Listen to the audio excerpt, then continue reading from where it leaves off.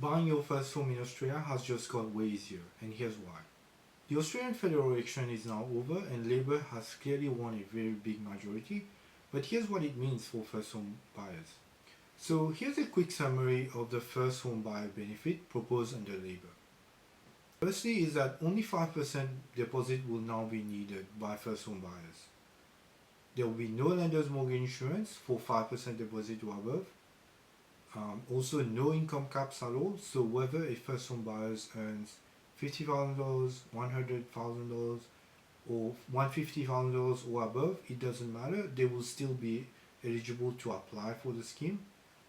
And also, the government will guarantee the other 15% of the deposit.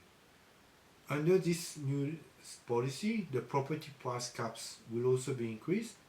And here in this table, it shows you a breakdown of the different capital city and how much the house price limit will be under each capital city.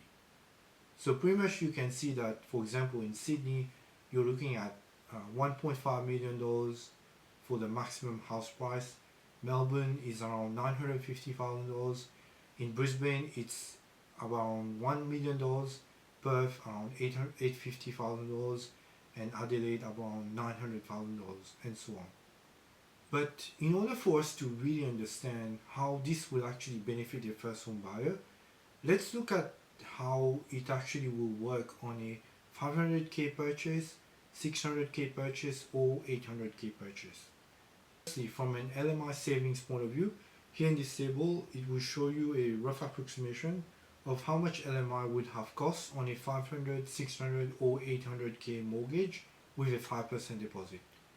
And you can clearly see that on a 600k mortgage, you save more than 20k. Secondly, let's now look at the deposit comparison between a 5% and a 20% normal deposit.